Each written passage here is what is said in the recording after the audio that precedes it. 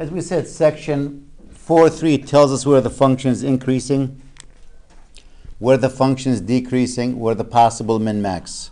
That's the first derivative. The second derivative tells us other information, how the function is increasing and how the function is decreasing. If the second derivative is greater than 0, the function is concave. Concave means open. Concave upward. So it's going to look like this. If the second derivative is less than 0, that's concave downward, frown face.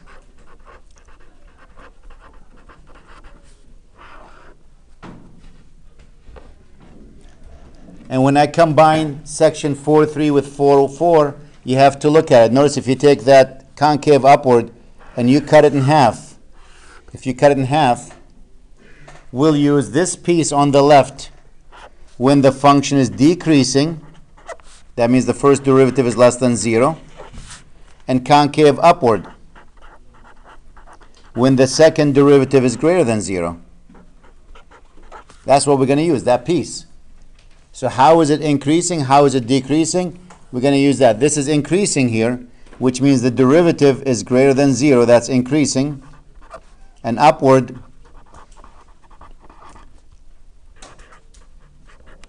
so when I go back and start looking at my boxes, I'm going to look at both of these. I'm going to say it's increasing and concave upward, or increasing concave downward. And I have to know which one of these four pieces is going to be. This is for decreasing concave upward. This is for increasing concave upward. For concave downward now, if you cut it in half, let's just take that line out. Just cut it in half without, just take that eraser. So concave downward, the same thing like this. If I cut it in half here, I'm going to use this half here for what? Increasing, which means the derivative is greater than 0, first derivative, and downward. That's the second derivative less than 0. And this one is decreasing. That means the first derivative is what? Less than 0. It's decreasing. And the second derivative, because it's concave down, is less than 0. So if you combine section 4.3 with 4.4, that will tell us how the function is increasing. If it's increasing, it could be this or that. Or it could be a combination of both. I didn't tell you the third thing. The second derivative, where it's equal to 0, we call this possible inflection point. Inflection point. What does inflection point means? Change of concavity.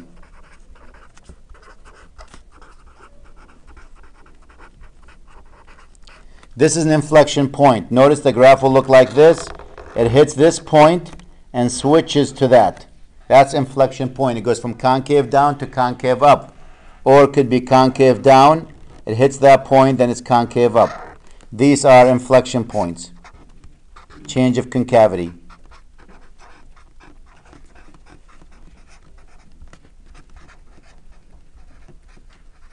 So you get these from the second derivative. If you're going to have any of these, they will be where the second derivative is 0.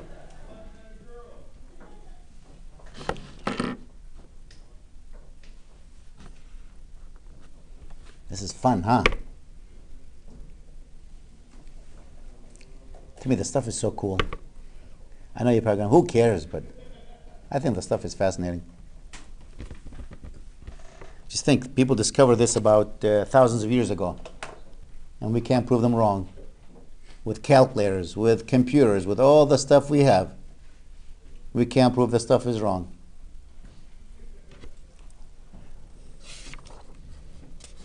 You can thank the Greek mathematician, Arab mathematician, most of the stuff, Egyptian mathematicians.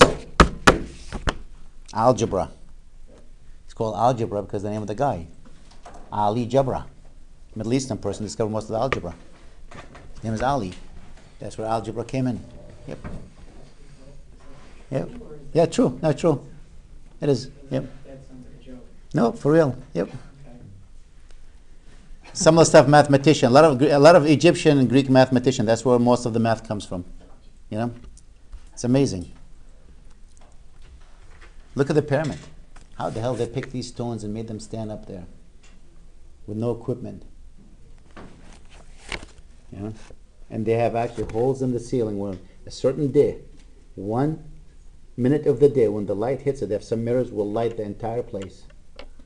And they figure out when to put that mirror to spin them what rate and all that stuff. So when the sun hits it, the whole place is lit for about 1 second.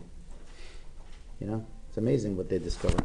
The brain power is amazing when we use it. I mean, look at NASA. We don't have to look that far. The astronaut we sent to the moon, Neil Armstrong, when he went to the moon, the computer that we use at that time, the computer in my watch right now, the CPU in this watch is probably 10 times more powerful than the computer NASA used. And you saw when you had that problem, they say, okay guys, we have a problem, Apollo 16, they're running out of oxygen. These guys brought in these boxes and they came up with the solution right there within a few hours. The human brain is just unbelievable. You have to exercise it to keep it fresh. I feed it all the time. No. Reading is good for it. I don't like to read, but I like to think. I like stuff like this. So let's go back, finish these boxes. I left them open. So going back to the same problem we did the first one, f of x, and I can cheat here because we know half of it is already done. We discover what f prime, again, this is a previous problem.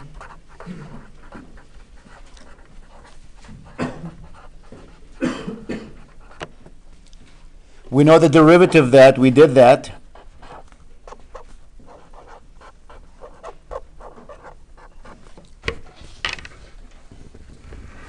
And we found out the critical value. So let me go back and put the box here. This is from before. We had the box looking like this, and I said we'll come back and finish it. So now it's time to finish it. This is f prime of x. This is the derivative. What we did before, we put the numbers. We had a 0, 0 here. And we have 1 and 1/2, or negative 1/2. And we had it increasing from before.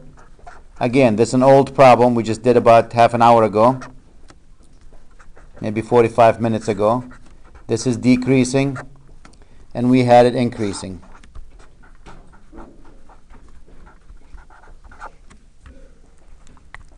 And we said this is a max and that's a min. Now I want to finish that, because when I graph that, I put a straight line going up, down, up. And I said we should be patient to see what's going on. So now the second derivative is going to show me how. So I can put that stuff away now. I need to take the second derivative. What is the second derivative? 6x minus 3. Let's take the second derivative and set it equal to 0 to see where we're going to cut this one.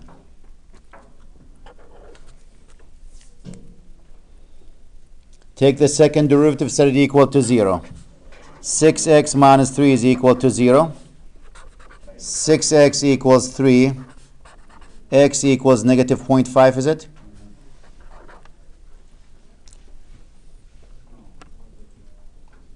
Or plus 0.5, right? Plus. Right here, 0.5. Notice I'm putting the value outside the box, which means now I have to go and find the y value for it. So that's not the derivative. That's what is when x is 0.5. What's the y value? What's 0.5 cubed? Is that 0.125, I think? Minus 0.25 times 1.5. Ugh.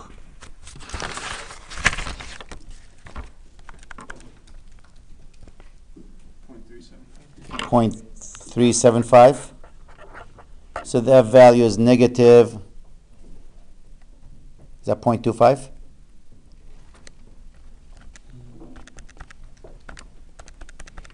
Yes. 0.25.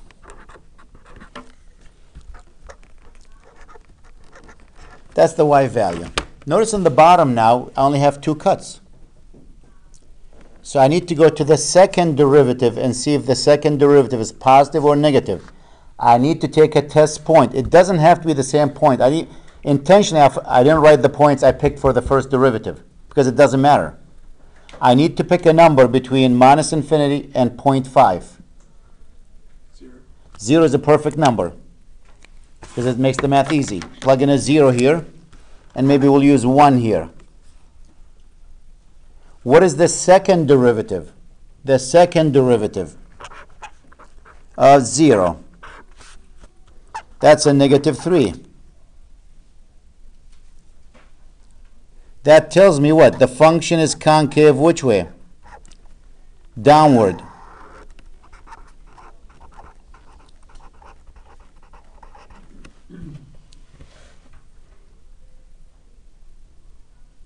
And what about the second derivative at 1?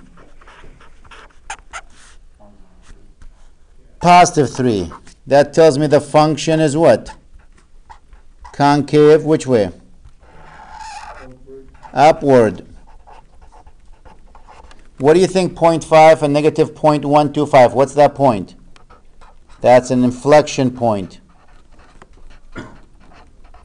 Notice the function changes its mind. Change concavity. It went from concave down to concave up. That's an inflection point. Now I'm going to graph this. Once I finish this box, I can graph it.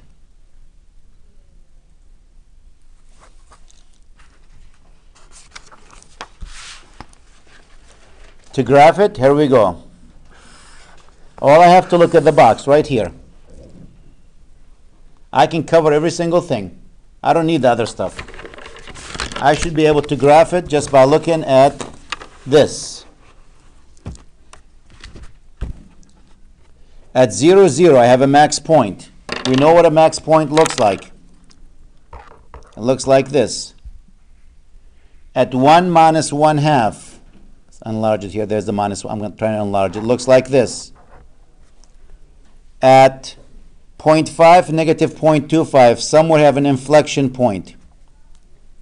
We'll see what's going on there. Come on, higher.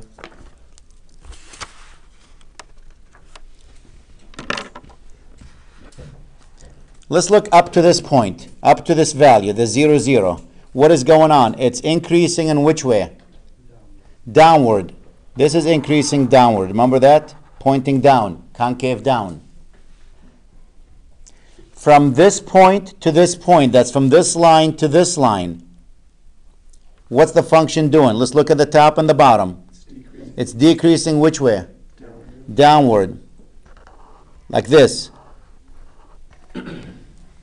Decreasing downward. From this line to this line, what's going on? It's still decreasing. See it right here? It's decreasing, but which way? Upward. See how we change the direction of it?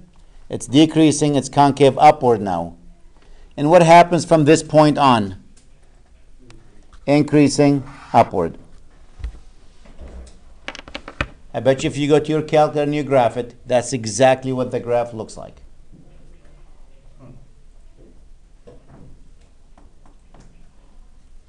Right here switches its mind. It changes from concave down to concave up. That's your inflection point. Let's see if we did it right. Clear. Clear. X to the third minus 1.5 x squared. Graph that. Where's graph? Let's zoom in more. Window. We'll go minus 5 to 5. And the x value, I don't know, we'll go minus 2 to 2. Oh, try to zoom in on it. You just hit zoom and go into the center. Oh. Now look at that. Can you see it?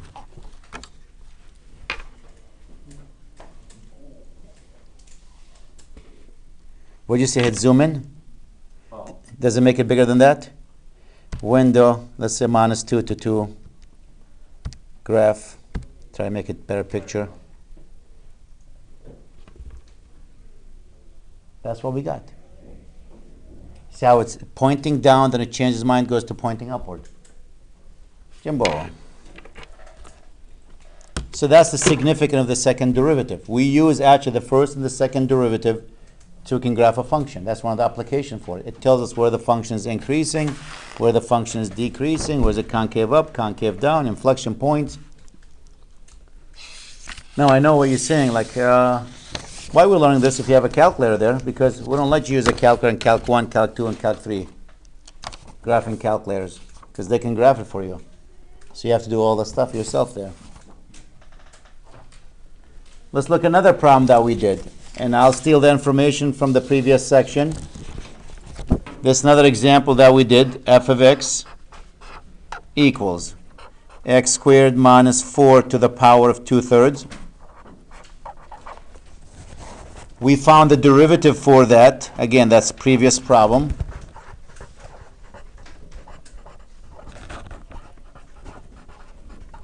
In case you wonder how to come up with the derivative. The answer to that was 4x over 3 times the cube root of x squared minus 4, or you can write that, because I'm going to be taking the derivative of that, 4/3 x,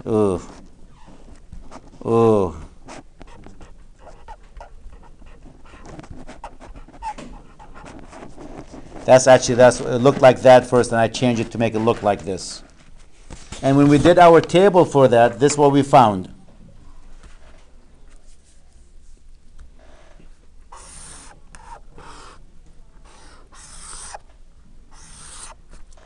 F prime of x and f double prime of x. We had a value of -2 and 0. We have 0 and 2.5. And we have 2 and 0, an old problem. We had it decreasing. We had it increasing. We had a min here, a max here, decreasing, and increasing. Again, old problem. Now we're going to try to graph it. This one we had, that looks like the W there. And I said the graph is going to look like a smooth curve there. We'll see if that looks like that now. Because at that time we couldn't tell what the graph looks like. So this is done. Now I need to take the second derivative and finish it, because the second derivative box is still empty. Taking the second derivative, boy oh boy. Talking about a review for the test. What method are we going to use here? What is it? Well, if I'm using this, the product rule, yeah, we have a multiplications. So I better start with a new sheet. It's going to take me a full page just to take the second derivative. This is the drawback, by the way, to doing these problems. Sometimes it could take 2-3 pages to do them. So f of x, that's the first. I'm going to take the product rule. So I'm going to call the first one f of x. That's 4/3 x. And g sub x is the second one, which is x squared minus 4 to the power of what? Negative 1/3. What's the derivative of that?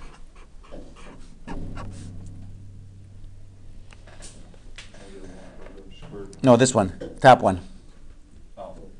4/3, yep. What's the derivative of the second one?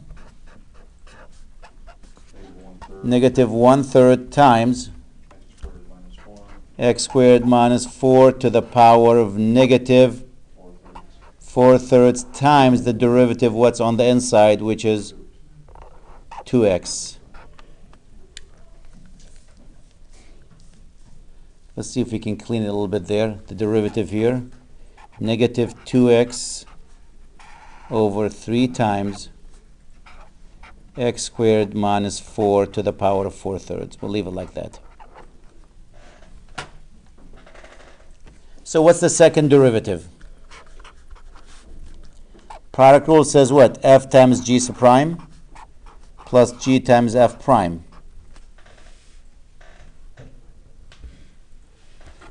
F times g sub prime plus g times f prime. What's f?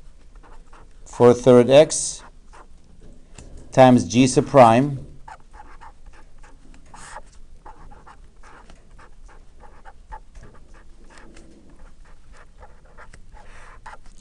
plus g sub x, which is this one. I can write that what? 1 over x squared minus 4 to the power of 1/3, I don't like negative exponent, times f prime, which is what? 4 over 3. Now we're just going to go and have fun with it, simplifying it. Negative 8x squared over 9 times. When you look at this, that's x squared minus 4 to the power of 4/3. What's 4/3? It's actually 1 and 1/3. And the other one will be what? 4 over 3 times x squared minus 4 to the power of 1/3.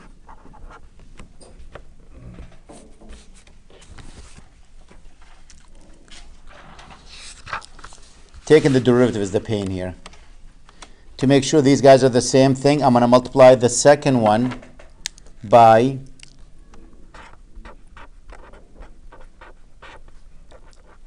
which is a 1, right? 3 over 3 is not a 1?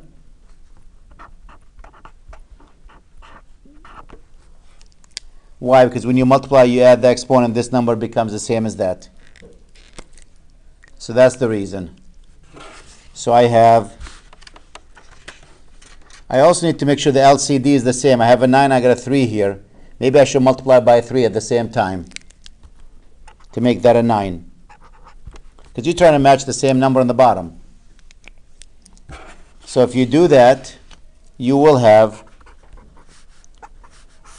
the bottom is, for both of them, this will be negative 8x squared. This is 3 times 4 is 12. 12 times x squared plus 12x squared minus, is that 48?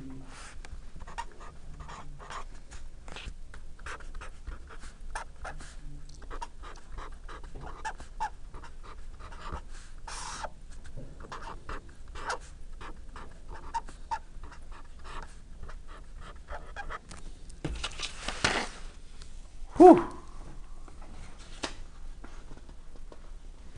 Now I need to find out where the second derivative is 0 and where the second derivative is undefined, and that will cut the bottom half for me of this box.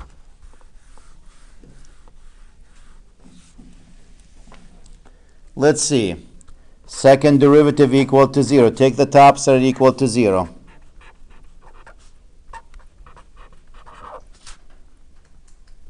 Four times what is 40? Is that 12? X equals 2 to the square root of 3 plus or minus. There's 2 of them. We can use decimal value, but it's 2 to the square root of 3.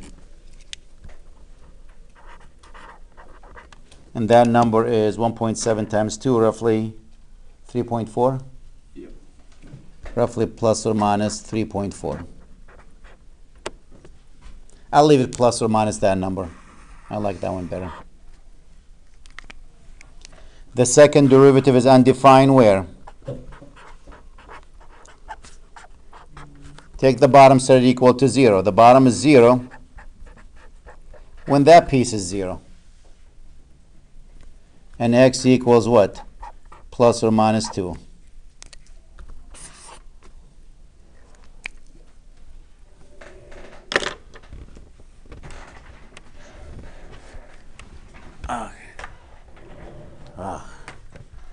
Let me take a break here. Yowza. I go home, people say, why are you tired? You just sit on a chair. They have no idea how tiring is mental tiring. It's like 10 times worse than physical work. Because, physically go, my muscle tired, but your brain is still going. But boy, when you're mentally tired, that's it, you're done. So now we're going to take this one, take the bottom and cut it down into these pieces. We have 1 at -2, 1 at +2, right here. That's where derivative does not exist. Here's the good news. I already have the answers to the top, so I don't have to find the y value for them. We have 2 more values. One is -3.4. Somewhere here we have 1. And we have 1 here, like somewhere here, 3.4. That's 2 to the square root of 3. And, that's negative here. And this is plus 2 to the square root of 3. I need to find the y value for them while I'm here.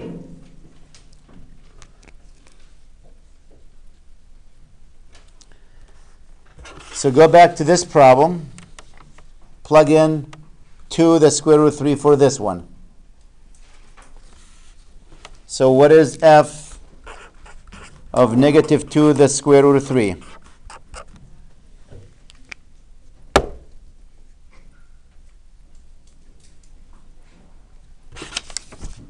That's 4 times 3, which is 12. 12 minus 4, which is what? 8. 8 to the 2/3, and I think that's a 4.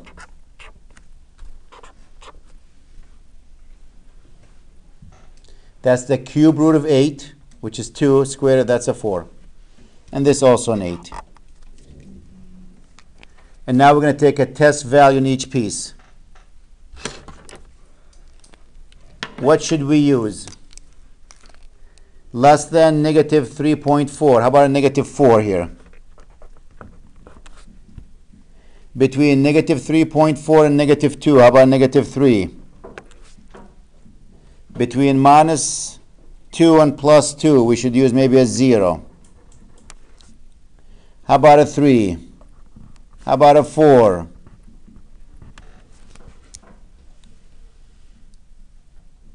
And now we're going to go to the second derivative. Let me take another sheet of paper, clean it. When I said earlier it takes about 4 or 5 pages to do one problem, I wasn't exaggerating. This one? Yeah, well, the other one, mine's the y value 8, 0, That's a 4, same as this. Just my mind is kaput.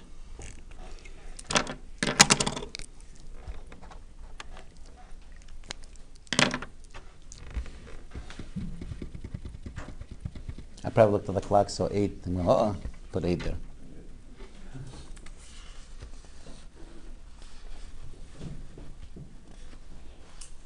And now we're just going to go through it and fill the rest of it. Let me take the second derivative so I know what it is. I don't have to keep thumbing through 10,000 sheets of paper. This is all I need, right here. F double prime or y sub prime, whatever you want to call it, is 4x squared minus 48 over 9 times x squared minus 4 to the power of 4/3. Let's test every single one of these points into the second derivative. What is the second derivative at -4? And again, all I care about, positive or negative. -4 squared is 16. 16 times 4 is 64. That's positive on the top. 16 minus 4 is 8. That's positive on the bottom. I don't have to know the answer. What's positive over positive? Positive. That's concave which way? Upward.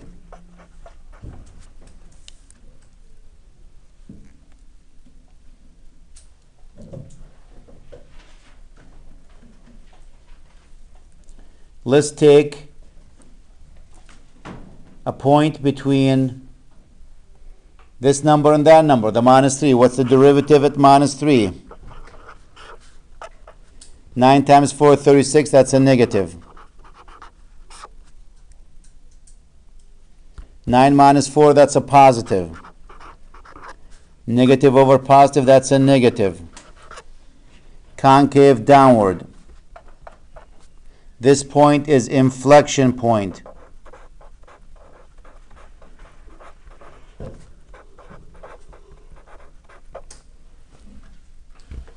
Just a reminder, the -2 and the 2 will never be inflection point. That's where a V shape, the derivative is undefined.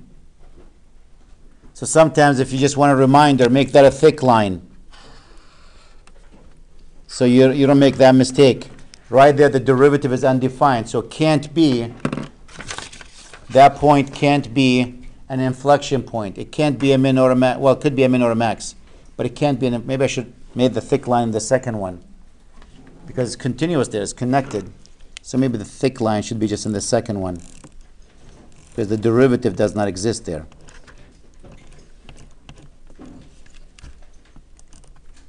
I'll leave that here. I'll just do one side, the bottom half. Just to remind me that right there.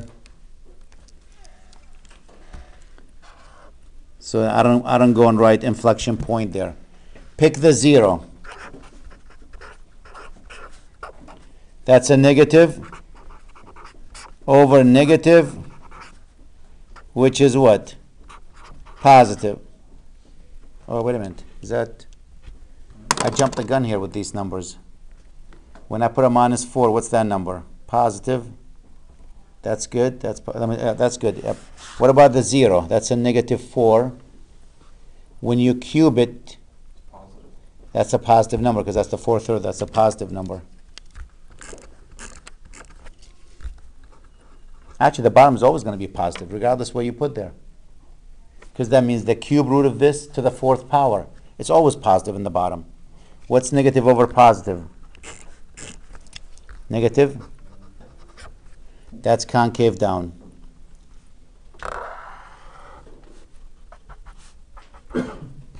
So that's good. At least it doesn't tell me that's an inflection point. And now I'll pick the 3. I know the bottom is positive. What about the top? Top is negative. What's negative over positive? Negative. Concave down. And the last one, the 4. That's positive over positive, which is positive. That's concave up.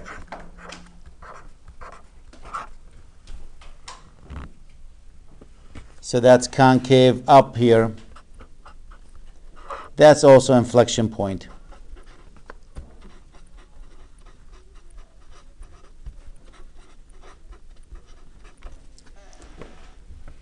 So now we got all the pieces.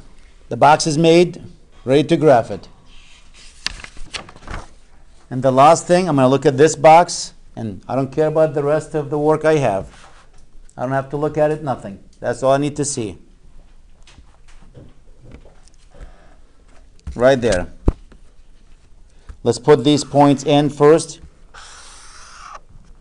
-2 and 0. -1, -2, right here.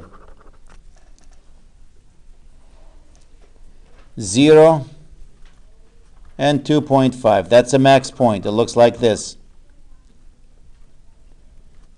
That's a min point. It looks like this. Well, it might be because the derivative is undefined. If the derivative is undefined, what does that mean? It's a V shape.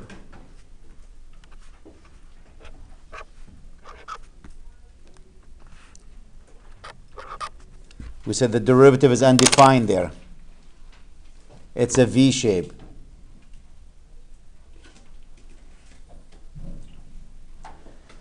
Now this number, which is -3.4, somewhere here, there's a point here.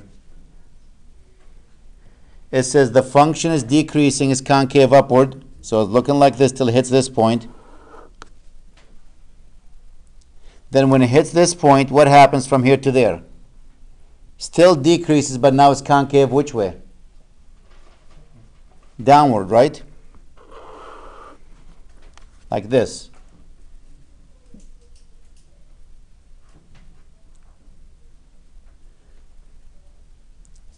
From here to there, decreasing, concave down, then decreasing, concave up.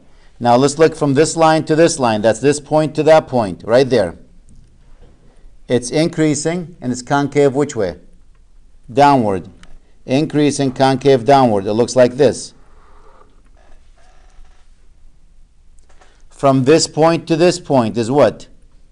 Decreasing concave down. From this point, there's another point here, somewhere here. It's increasing concave down. So I have a V there. See that V? This one tells me it's a V there. And what happens after that point? It's increasing concave up.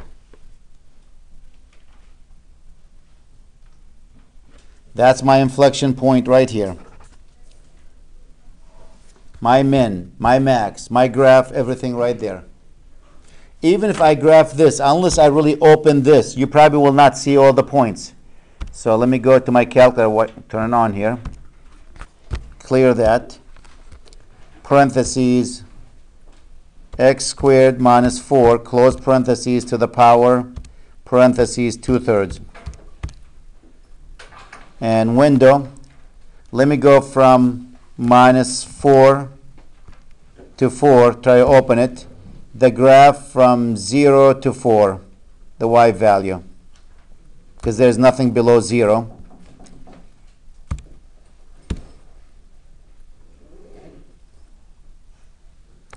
I can't even see the graph, but I can see how it's changing because this calculator doesn't do a good job to show you what it's changing. You know, changing. But if I zoom in at that point, maybe let me zoom in on this side to see if I can see that little hook there. Window. Let's make the x value from minus 4 just to minus 3. I just want to see that side to minus 3 graph.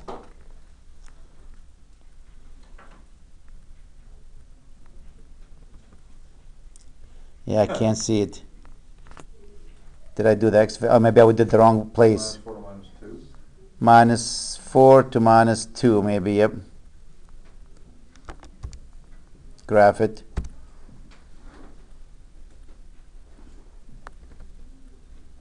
Yeah, it's hard to tell with this calc because it just does gadget line. It's difficult to see that on it. Slight curve though. Well, it's curved, but you also get the gadget lines and everything. So when you look at that, so even with these calculators, which is considered decent, you're missing that point. It might be just a slight one. That's why you don't see it. You know, I'm exaggerating just to show you what's going on with this.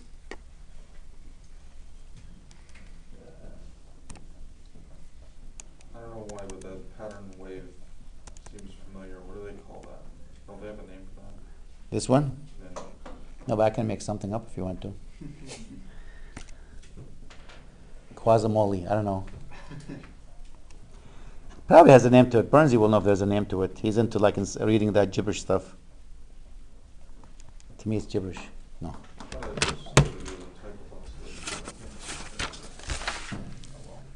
And the last one,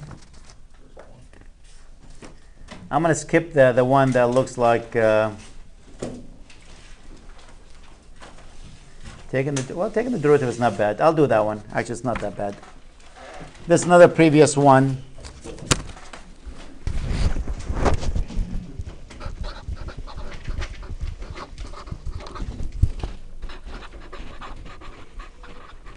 As I said, actually, I'm covering really 4.3, 4.4, not 4.5, but 4.6 in it too. I'm going to add 4.5 next time, and 4.6 is making that table. The only problem when we did this question, that's what 4.5. We need to know where do you start from, right? Like when I said it's increasing, how do you know it starts from here? How do you know the graph doesn't start from here? How do you know it doesn't start from here? That's section 4.5. That's horizontal asymptotes. And how do we find them? We take the limit as x approaches minus infinity, and the limit as x approaches infinity. That tells us where the function is going to start from, where the function is going to end at. So I'm leaving that because I don't think I'll have time for it tonight. But I'll add that next time to this, and then we'll be done with the graph, and there's one more piece. So next Thursday, I should be done with chapter 4, actually. Which means test number 4 coming up. We have one more problem. Oh, where are you going? What are you got excited for nothing? This is previous one, the last one. The Red Sox not playing, don't worry. And if they're playing, they'll be losing anyway, so x does not equal to 0. This is another previous one, and the good news is actually the derivative is not bad because we found the derivative. It's not going to take us 6 hours to do it.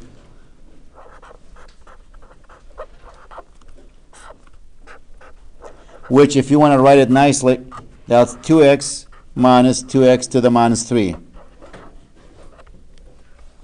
And when we did that, we had the box.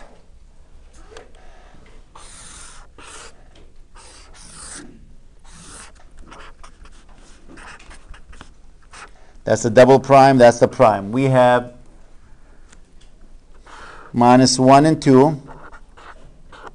X cannot be 0. I drew a thick line for that one to remind me. And I said put it through the derivative, the second derivative, all of them. The 5th derivative, the 20th derivative. It's going to be the same. And we had 1 and 2 here. That won't be long. Decreasing. Increasing. Decreasing. Increasing.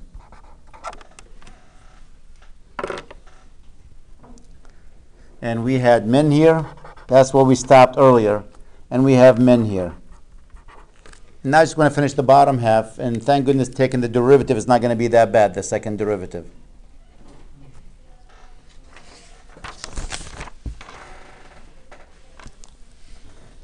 Again, older example. The second derivative for this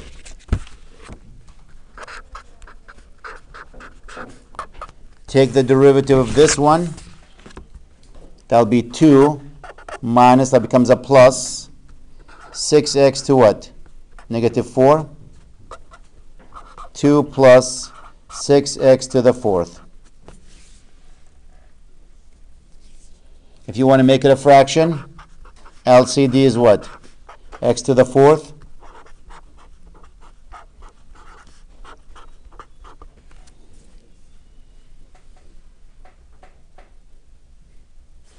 Where is the second derivative equal to 0? None. Why? Because if you set it equal to 0, you have 2x to the 4th equals a negative number. How can something to the 4th power be negative? Can't be. Where is the second derivative equal to 0? I mean, does not exist. X equals to 0. I already have that line. I knew that. When the function is undefined at x equals to 0, the first derivative is going to be undefined. So is the second derivative, the third one, the fourth one, the fifth one. I knew that.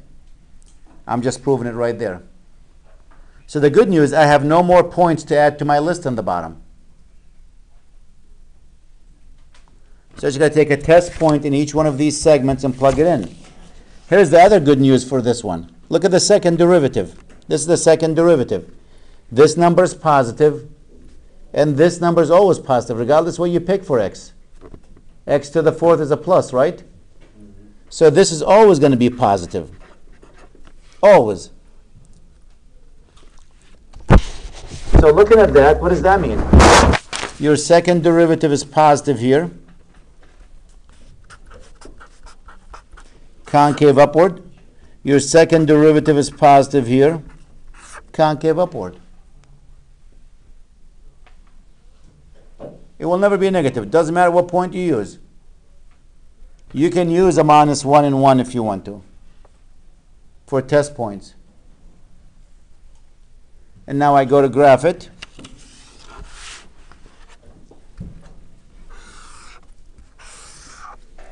This is the 0, the thick line. Where's my marker? Don't touch that line. Don't cross it. It's undefined there. Minus 1 and 2.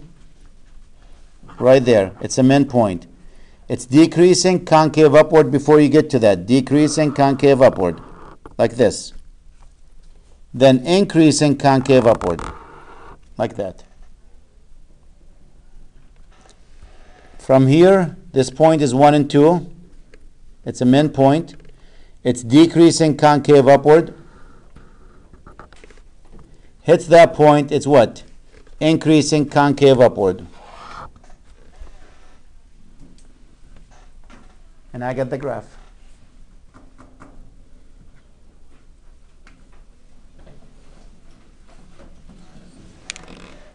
So we did actually section 4.3, 4.4, almost 4.6. We left 4.5. I'll finish 4.5, do a few examples next time with everything together, and try to wrap up that chapter. So we'll be pretty much done with chapter. Close. There's one